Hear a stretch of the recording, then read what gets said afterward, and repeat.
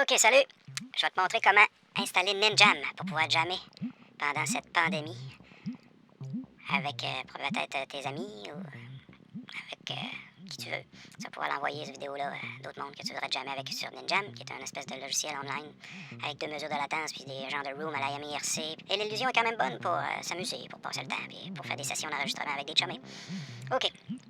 Première étape qu'il faut faire, il faut installer Reaper. Vous avez juste à écrire Reaper DAW dans une recherche Google et c'est la première affaire qui apparaît, c'est Reaper. Alors moi je vous suggère d'aller directement à l'onglet Download et vous descendez un peu et vous arrivez dans les versions qui sont disponibles pour Mac, Linux et Windows. Alors ici on va télécharger la version Windows qui va être facile à installer en double-cliquant. Alors on fait Agree, c'est correct comme ça. On fait yes. Et là, il y a quelque chose d'intéressant. Il n'est pas par défaut, alors je vous invite à aller le faire. C'est optionnel fonctionnalité et d'aller cocher Reroute ASIO Driver ici. Ce qui va vous permettre de router Reaper avec un driver ASIO avec d'autres logiciels si ça vous intéresse. On fait install. Et c'est pas plus long que ça. C'est terminé. On fait close et on run Reaper. Bienvenue dans Reaper. Ok, première étape, on va aller ajuster notre carte de son dans Options, Préférences. Dans l'onglet, ici, vous pouvez voyager les onglets. Audio, ici. Audio Device. Et là, vous sélectionnez vos drivers que vous allez utiliser. Dans mon cas, c'est du ASIO pour la Focusrite ASIO USB. Mais tout dépendant de votre interface, Reaper devrait facilement le reconnaître. Vous assignez vos inputs. Moi, j'ai assigné mon premier input jusqu'à mon 6e. Et pareillement pour mes outputs. J'ai demandé d'avoir un sample rate de 48 000. Et mon système audio, j'ai descendu mon buffer à 64 pour avoir le moins de latence possible quand j'utilise Reaper. Mais si vous avez des problèmes de grichage ou d'artefacts que vous ne voulez pas, il est préférable de remonter le buffer size pour que votre ordinateur soit capable de travailler en temps réel avec Reaper. Bon, une fois que tout ça est fait, on fait Apply et OK.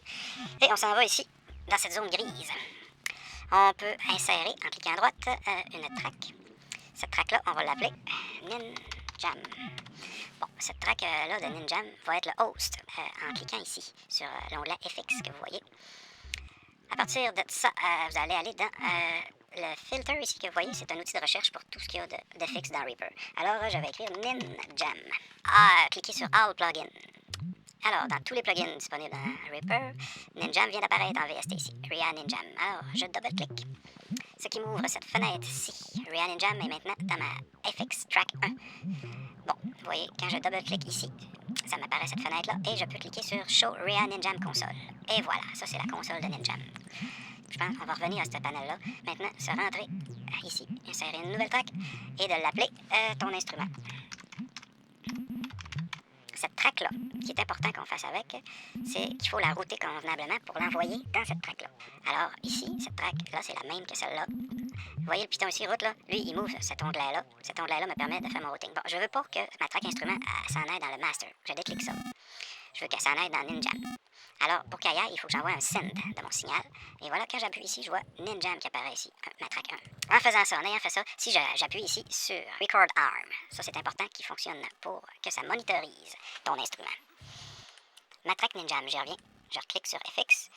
Là, ça m'ouvre ce panel-là et je fais Show Ria Ninjam Console. Ce qu'on va faire en premier lieu, c'est de nommer qu'est-ce qu'on joue. Ça ici, c'est ton input de ton routing. Ça ici, c'est ton vue-mètre de ce que tu vas envoyer dedans. Idéalement, là, ce que tu envoies ici, il faut que ça soit entre moins 15 et moins 12, max. Faut pas que tu piques. Puis ça ici, c'est ton volume de ce que tu entends de toi, que tu envoies là. Ici, tu as le volume du métronome. Ici, tu as le volume master global de toute la console. Bon, je vais vous montrer aussi ici File, Préférences. Ici, il y a une coche par défaut. Il est déjà coché. Save Multitrack Recording for Remixing Later. Puis, tu vois ici où il va les saver. Si tu vas juste jammer pour le fun puis tu veux pas t'en servir pour remixer, je te conseille de décocher ça. Et si, par le contraire, tu veux enregistrer ton jam que tu fais avec tes amis, vous êtes donné rendez-vous, ben là, tu peux même le saver directement en Wave. Quand tu appuies ici sur Connect, on va se connecter sur un serveur. Il va loader les serveurs disponibles. Et là, je vous explique un peu. Alors, on voit les serveurs, c'est plein de serveurs, on va appeler ça des rooms, des chambres. Et ici, on voit le tempo de la chambre et on voit aussi quels users sont dans la chambre. Et fait que là, tu vois, il y a 8 jammers dans cette room-là. Il y a 4 jammers dans cette room-là. Username, ici, on se met notre nom, notre pseudo qu'on veut avoir. Comme là, je pourrais écrire guest2 et je vais cliquer, ça c'est important, Connect Anonymously. Et après ça, on connecte. On coche Agree, Accept. c'est les gens qui sont sur le channel présentement. Alors ça, c'est les volumes pour ajuster leur son qu'on a accès. Le pan. Et j'ai décoché Xmit aussi parce que Xmit, c'est comme avant d'arriver sur le channel, je veux voir c'est quoi la tune, je veux pratiquer un peu. Si ça c'est décoché, ils m'entendront pas. Aussitôt que ça c'est coché, là ils vont m'entendre, ce que j'envoie sur le serveur. Alors, vous pouvez muter ou mettre en solo les autres joueurs qui sont là avec le mixeur ici, qui est bien pratique. Bon, je vais me déconnecter de là parce qu'il se passe pas grand-chose. Fait que ça, c'est probablement la première étape pour faire du Ninjam. Ça peut être pas plus compliqué que ça.